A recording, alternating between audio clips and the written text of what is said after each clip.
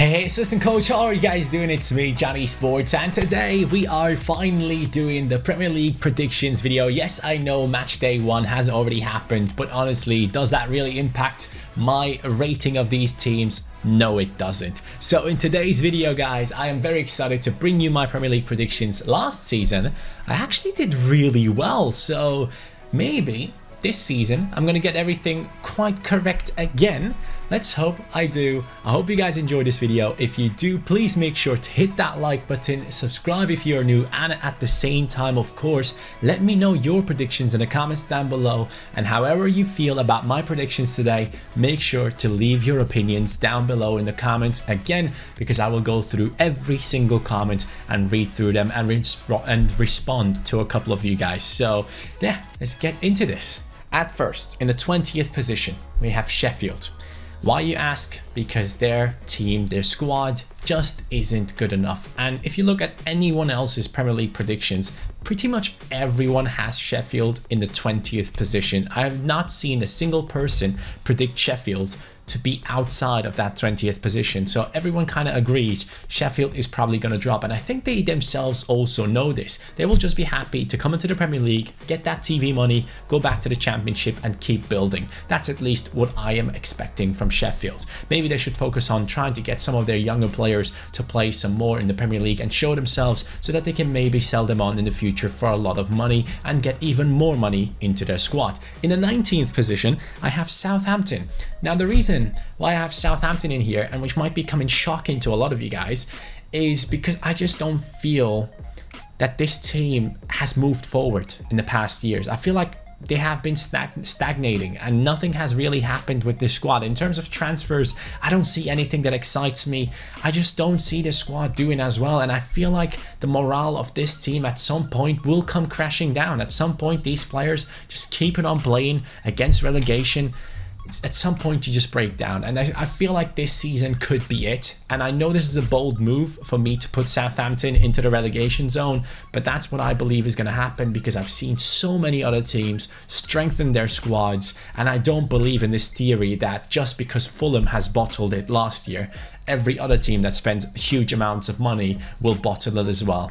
I don't think that's a thing in football. If the team gels well, if the chemistry is there, it doesn't matter if you bring in new players. As long as they gel with the team, that's fine. I don't see this whole Fulham strategy that everyone keeps talking about. Just because they bought a lot of players doesn't mean they're going to go down. So for me personally, Southampton in the 19th position, I don't see them staying in the Premier League for another season after this one. In an 18th position, we have Crystal Palace. Now, Crystal Palace for me personally is a decent side, or was at least a decent side. Wan-Bissaka was an incredible player in that right-hand side. The standout player that came out of the Crystal Palace team last season moved to Manchester United. Wilfried Zaha trying to force a move. The guy just doesn't want to play for Crystal Palace anymore. So for me personally, from a standpoint of looking at this team from the outside, seeing the incomings and seeing the outgoings in terms of transfers, I just don't see Crystal Palace in there, and especially their manager, Roy Hodgson.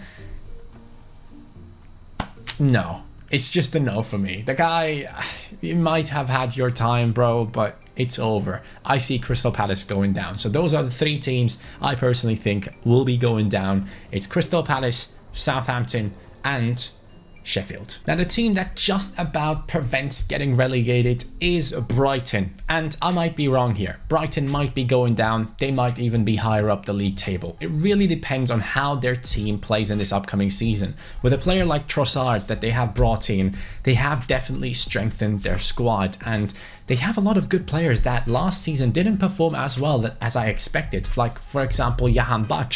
I genuinely thought the guy would rip it up for Brighton last season, but he didn't. And if the same thing happens with Trossard and he doesn't play as well as he used to, things could get quite heated at Brighton. I can see them going down. This is not a team that I say, oh, for sure they're not going down. For me personally, Brighton could go down. They had a good first game in the Premier League, so congratulations to them. But in my opinion, comparing them to other teams in the league, it's just not going to be an easy season for them. So that is why they get the 17th position. In the 16th position, we have the team that has spent the most money in this transfer window, Aston Villa. And here comes that argument. Oh, because Fulham have spent this amount of money and brought so many players into their team, they bottled it. It's not about that. You have to make the right signings. And if Aston Villa can show that these are the right signings, that these players can gel with each other, what's the issue? They have some great players in Grealish, and now they have brought in the talented striker Wesley, who is just a brick wall, basically a huge lad that will just drop down those balls for his teammates, play it to the side, and of course be there in the middle as a clinical finisher as well. He did pretty well in Belgium, I believe, the season before. So for me personally, Aston Villa have made some quality signings. It's just about how many weeks will it take for them to gel with each other. I don't think they're going to have that same issue like Fulham, because they had that example happen. They know what can happen. They need to put a lot of effort into their manager making the right decisions, and of course making sure that this team gels with each other, as I mentioned a lot of times already. I don't think I've ever said gel so many times in a video ever in my life. I think in this year 2019, or this day, I've said it more often than I said it in my entire life. Sorry about that. Now, in 15th comes the Championship champions, and those are obviously Norwich. Now, Norwich played their first game against Liverpool in the starting match of the season, and honestly, I was impressed. I genuinely saw a lot of very talented players in there, and Pukki, that guy, I believe he played for Leverkusen at one point, right? They signed him because they had an amazing performance, and now that he's playing for Norwich and scoring goals galore, and he did extremely well against Liverpool, and I genuinely think that guy is going to be such a pain for every single defense they come up against. The issue with Norwich is their coach seems to really want to stick to his style of play. He wants to be outgoing, he wants to be pressing, he wants to be Klopp basically. He wants his team to attack at all times and focus on attacking. So if someone like Pukki gets injured, their whole season falls apart in my opinion. So they need to make sure that their offensive players stay healthy. A lot of their players looked very good against Liverpool. I was very impressed, but obviously their defense couldn't stand the quality of Liverpool and will not be able to stand the quality of a lot of other top 6, top 8 teams who have amazing attackers in their teams as well, and solid defenses on top of it, which Norwich might struggle with. And that is why I put them into 15th. At least they're going to be in the Premier League for another season in my opinion. Now in 14th, I have a team that I currently do a career mode on. It is Newcastle United. I know a lot of people have expected this team to go down this season, and a lot of people will probably switch Newcastle with Southampton in my predictions video. But for me personally, guys, I see Newcastle as a team that definitely has a lot of potential. The signings that they have made look very good, and if they can make players that they already have play better and more consistent, they will have a great season. Almiron is incredible in terms of his pace, his dribbling and all of that, but the end product is lacking. The guy needs to calm down in the last third of the pitch. He just keeps on running into defenses. If they can fix that problem, and alongside establish the fact that Son Maxime is a starting lineup player alongside with Jethro Willems, this team could be quality in the future. And Joe Linton, especially in the first game, impressed me a lot. What he showed as a Newcastle striker, every time the ball would be played up top to him, he would drop it down, look for his teammate, play a 1-2, get in behind, or try anything possible to create chances for his team and work very, very hard. So for me, Newcastle, I don't think they're going to be fighting against relegation as much. I think they're going to come into the 14th position, and I really hope they do well. I like Newcastle. I always liked them. I will love them to stay in the Premier League. It's a very traditional club that I care for, so hopefully they will be sticking around in Premier League football. With all their new signings, they should be able to do so. In 13th is a team that might get top 8. Might get top 16, might get relegated. I honestly cannot put this team into anywhere in the league table. But Burnley, you guys are a weird one. I honestly don't know what to expect. Obviously, you guys have an amazing manager in Sean Dyche, and he is quality. He knows exactly what he has available in his squad, and he makes the best of it. You guys have some talented players, but at the same time, if you look at the other teams in the league, you think there are some more talented and more skillful players in these teams. Burnley for sure is a very hard-working team, and that has been the key to their success. And I think they can pull off another decent season and survive in the Premier League. I don't expect wonders from them though. I don't think they'll be qualifying for Europa League this time around. In 12th, I am putting Watford. For me personally, Watford is always a nice team to watch. I'm still wondering how they kept a hold of Doucouré, because the guy has some high praise and a lot of teams were apparently interested in him. The deal never really went through for him this summer, so Watford can be very lucky, or at least call themselves very lucky, for keeping Doucouré around and also adding to their squad with a couple of transfers. For me, Watford will easily remain in the Premier League. I don't think they'll be struggling as much as some people expect them to do so. I think this is a very solid unit of players that have just improved year upon year with small additions into their squads and small adjustments every single year. I think they have established themselves as a proper Premier League club in these past years, and I genuinely believe they will stay in the Premier League this season. It would come as a shock to me if Watford actually went down and had some terrible performances. Overall, their team mentality looks very strong, as some people like Deeney make sure that that team stays on their toes and tries their best whenever they are playing their games. Obviously not the best start into the season. I believe they lost 3-0 against Burnley, something that they definitely want to change up in the upcoming games. Still, just because they lost to Burnley, I don't think that means that this team is going to be down there fighting against relegation. I can see them, I don't know, right now I put them into the 12th position. I can see them from like 11th to the 16th position, anywhere in those areas, but right now I'm putting them into the 12th position. Coming over to Bournemouth in the 11th position. Now for me, this team kind of surprised me in the transfer window. They haven't really lost out on some of their big players. Nathan Ake was apparently linked to Leicester City to replace Harry Maguire. He didn't really go. Fraser had an incredible season. He didn't go anywhere. Wilson still coming up with banging seasons every single time and still sticking to Bournemouth. So the fact that they can hold all these players in their team and bring in young talents like Brooks, I believe that was his name, it's really interesting to see what Bournemouth is building here, and I genuinely believe this team will easily stay in the Premier League and try to push for top 10 this season. Now the top 10 is really tough to get into because there are huge amounts of money being spent throughout these transfer windows, and some teams just cannot afford to keep up with the pace. So let's get into the top 10. In the 10th position, I see West Ham. Now, they might be higher up, they might be lower down, but for me personally, the signing of Haller has been incredible. I've seen that guy play for Eintracht Frankfurt. He is such a good player, very similar to Joelinton, but maybe even more of a threat in the air, while Joelinton is probably a little bit more of a threat on the ground with his skill moves and everything like that.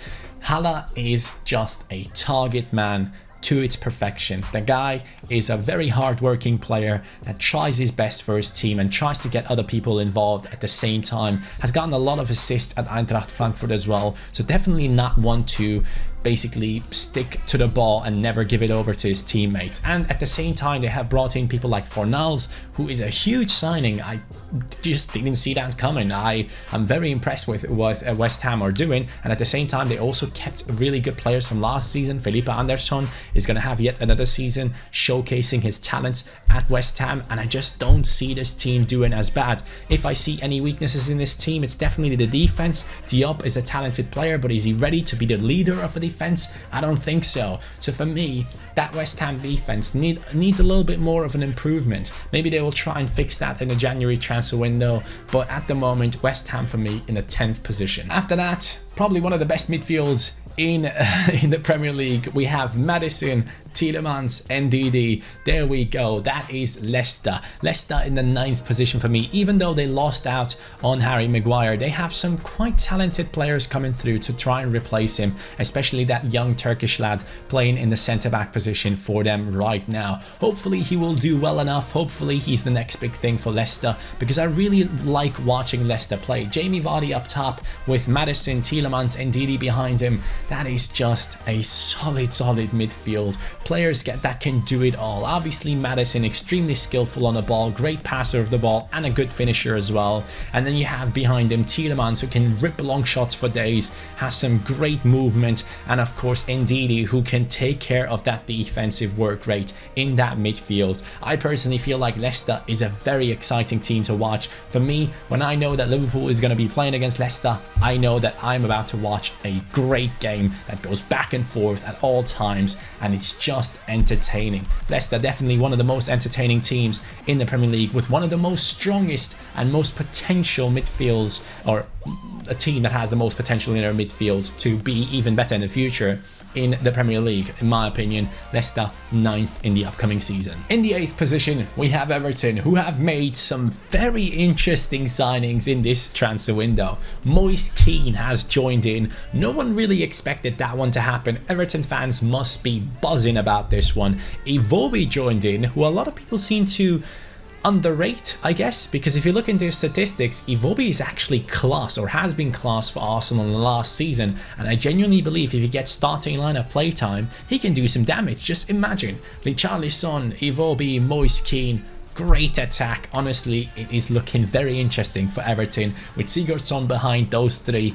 It's gonna be quite fire to watch their gameplay, their games. I just mixed that up with FIFA right there. But honestly, they have also brought in Delph into their team. Andre Gomez has joined on a permanent deal as well. And most importantly, trust me, that signing of Gbamin, if that guy settles down in the Premier League and he does well, there are going to be a lot of teams chasing him down. Just like Gueye, at some point he might move to PSG. This guy is quality. I've seen him play for Mainz, and I'm really looking forward to see how well he can do in the Premier League. He's quite physical, he's fast, he's strong, he's a great player or passer of the ball. I'm looking forward to see what Gbamin can achieve at Everton. On to the next one, and in the 7th position, just about missing out on top 6, and honestly I've put them into the top 6, then taken them down, put them into the top 6 and taken them down again. It was a tough decision, but Wolves, for me, the team that has done extremely well against the top 6 sides in the last season, is continue and carry on their amazing form into this upcoming season. I have seen them make some solid transfers. For example, Jesus Vallejo has joined into their teams. Then it has been Leon Dendoncker on a permanent transfer. Then they have also brought in Bruno Jordao for their midfield. Then they have moved on into the attack and brought in from Lazio Pedro Neto as well. Then Jimenez has joined on a permanent deal. Cutrone from AC Milan has joined in. I don't know what Wolves is doing, where they are getting this money, but they are bringing in some incredible signings. And if you look at these signings, a lot of these players are young, or they're around their 25s. These guys are going to become worth even more money. If this team continues to play the way they have played, attractive football, controlling the midfield with the likes of Ruben Neves and what's his name? Moutinho, there we go. Joao Moutinho, the experienced midfielder. I can see Wolves doing a lot of damage to a lot of teams. They have a great manager on top of it. Nuno Espirito Santo is an amazing manager, and he's doing exactly what he has in his mind in terms of how he wants his team to play. That's how Wolves plays, and I'm very impressed. I can easily see them push into the top 6 this season or in the future if they can keep up what they're doing at the moment. Wolves 7th position, for me, incredible. They are going to be very enjoyable to watch. Now in the 6th position, I have Chelsea, and I want to talk about this. I have put Chelsea into the 6th position rather than Wolves, just based on their history, and I've just realized this. I haven't put Chelsea into the 6th position because I look into their team and I think to myself, oh yeah, this is quality, this is a really good team. I've put them in there because I know what is expected from this Chelsea team, and the fact that they can't get it, that thought is just too far away from our mind. So I've put them into the top 6, just about qualifying for Europa League. I just don't see anything else for Chelsea. I'm sorry, the other teams have strengthened too much, and the fact that Eden Hazard has left, the man that controlled their games, the man that had the most impact on their football, he has left. And they have tried to replace him with someone like Pulisic, who is a very talented player, don't get me wrong, but he was on the bench at Dortmund. He was being replaced by Jadon Sancho, who is ripping up the Bundesliga right now. He is incredible. So that is the type of player that actually Chelsea should have probably looked into to try and replace their big player, Eden Hazard. But obviously Jadon Sancho at this stage, on this market, he's probably worth the double amount of Pulisic. But Chelsea got Pulisic despite the transfer ban. They have brought back all these players from their loan deals, and they are now trying to survive with Frank Lampard in the top 6. If they drop out of the top 6, it will be a horrific season for Chelsea in my opinion, because they're going to struggle to attract bigger players in the upcoming season. Nonetheless, even if they do get Europa League, they're going to struggle to attract big players. So what they have to bank on is to buy young players that then turn out to be world class. So Pulisic is the perfect example of that. Can he replace Hazard? I don't know. Do I think he can definitely not do it? No. I give him the benefit of the doubt. I want to see what Pulisic can actually do for Chelsea, but I don't see them doing better than 6th. Now the discussion between 5th and 4th is it's a tough one. It really is. But I have made my decision, and I have put Manchester United in the 5th position. The reason as to why I've put Manchester United into this position is their squad depth. Now, their starting lineup might look great. You have Harry Maguire, who has joined in on a massive transfer. You have Van Bissaka, and then you have an on-form Lindelof and Luke Shaw down the left-hand side, with probably one of the best goalkeepers in the world in De Gea in your defense. So the defense looks incredible. But in terms of squad depth, as soon as someone out of that back 5 drops out, who jumps in? Who takes over? Rojo? No, I'm sorry. But in terms of squad depth, in the defense, in midfield, and in the attack, there's nothing there. I know Mason Greenwood is a very talented player. I know Daniel James is an incredible young player that has potential to become a great player. But I don't see any leaders in this team. I don't see anyone in the attack that's going to be like, give me the freaking ball. I'm going to push this team forward. Rashford and Martial are extremely talented players that this season have a lot of pressure on their shoulders to prove that the sale of Lukaku was the right thing to do. Ole Gunnar Solskjaer has a lot to deal with this season, and honestly, 2 or 3 injuries throughout this season that last for longer than 2 or 3 months for this squad, it's gonna be rough. It's gonna be so hard. The squad depth for me personally in Manchester United just looks the weakest at the moment. And if we look into the starting lineup, their midfield hasn't really changed. They have sold Herrera and haven't replaced him. I don't know what they were doing. I genuinely thought Bruno Fernandes was definitely joining them, because Bruno Fernandes would have been the perfect player, the transition player from defense into attack. He is incredible. He is such a good player, and I was scared of him joining Manchester United. Then we heard Dybala, then I was less scared, because at the moment I think more of Bruno Fernandes than I do of Dybala.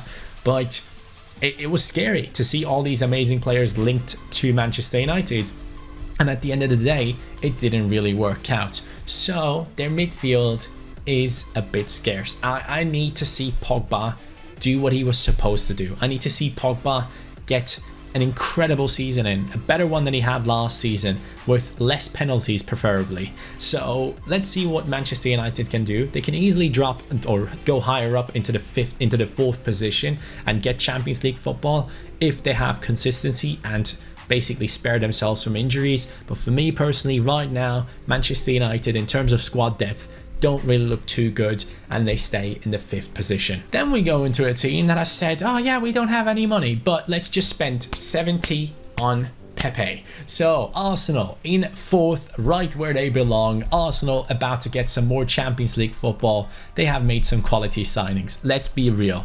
Aubameyang, Lacazette, Pepe, Özil. Does that not sound scary for you? And I know Özil doesn't sound scary to anyone these days, but if that guy plays his top-notch football, we all know what Özil can do. And with those players getting in behind defenses, it's looking interesting. Ceballos has joined in as well. They have brought in David Luiz. They have brought in Tierney. I'm impressed. I'm genuinely impressed with this transfer window of Arsenal. I mean, obviously, it would have been nicer to keep Saliba for this season, to play alongside David Luiz maybe. But yeah, David Luiz has joined, an experienced player that has won nearly everything that is there to win, has had a great career so far, obviously not at his best in terms of defending. A lot of people say that he's a better centre defensive midfielder than he is a centre back. I agree with that, but he does bring a lot of quality into that team and a little bit of leadership as well that is much needed in that defensive line of Arsenal. In the attack, looking great. In midfield, Ceballos has joined in, who's a quality player who's going to do really well for them once he settles in. Arsenal just look good. I'm sorry, I did not expect this. Arsenal look very good. And then again though, in terms of squad depth, they have lost out on Iwobi to Everton.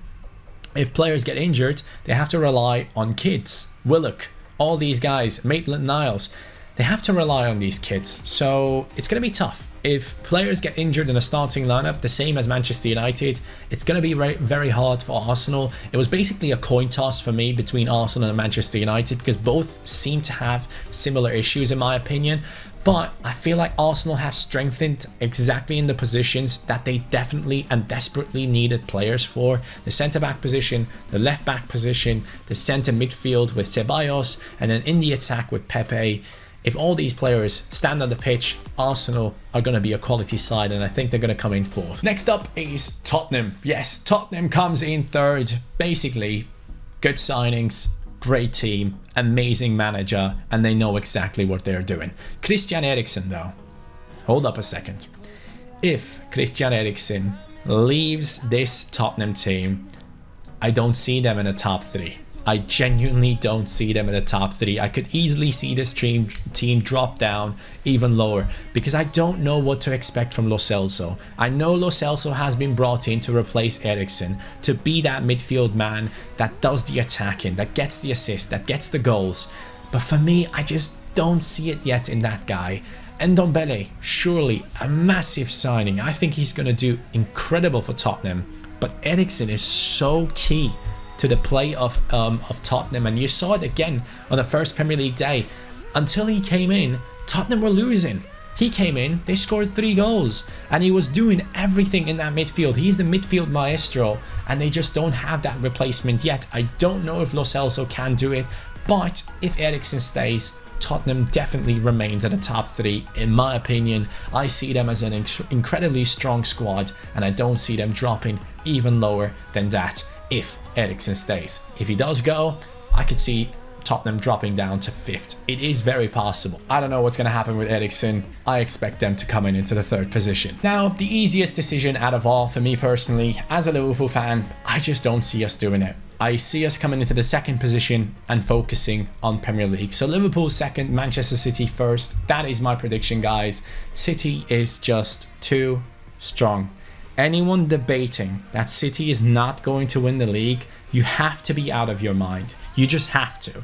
I saw the bench of City in the first league game. Aguero. You had Bernardo Silva.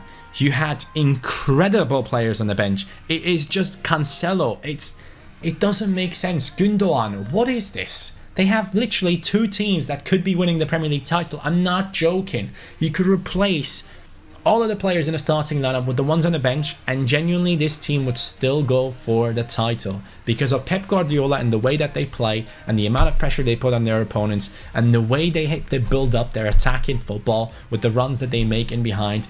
It is just pure quality. And if Pep doesn't win the Champions League with this team, I'm sorry, he's a fraud. He is a fraud if he can't win the Champions League with potentially the best bench in world football and some of the most incredible players. Raheem Sterling, you have Leroy Sané, who sadly got injured, you have Mahrez, you have Aguero, you have Gabriel Jesus, you have Kevin De Bruyne, you have Laporte at the back, Ederson in goal.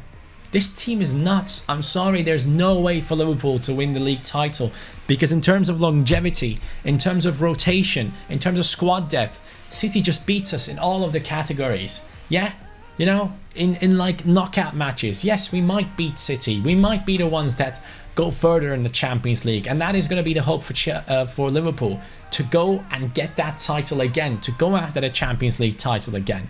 But City is going to chase it down as well this season. So for me, it's just impossible for Liverpool. I'm sorry. City is going to run the league. They're going to beat everyone 3-0, 4-0, 5-0, and it's just going to look easy and boring. So prepare yourselves for a boring fight for the title, because it's going to be over quite early in my opinion. Liverpool will at times struggle throughout the season, but after all, I genuinely believe that Klopp and his men will do well enough to come into the second position, which is good enough for me, because I really enjoy the football that we play. We've just won the Champions League. I am already satisfied in terms of trophies. Premier League title would obviously be great, but with the squad depth that we have right now, I just don't see it coming, and I see Liverpool spending big time in the upcoming transfer windows. So for now, we are basically hibernating, just chilling out. Is that the right word? Hibernating? Isn't that like being frozen and waiting? Isn't that the thing? And waking up in the future? I don't know. I might be wrong. But yeah, we are just waiting. Basically what we're doing. I don't see Liverpool winning the Premier League this season. Maybe Champions League, but no Premier League. City, congratulations on your title. I hope you guys enjoyed this video. If you have, make sure to hit that like button, and we'll catch each other later on another one. Take care. Peace.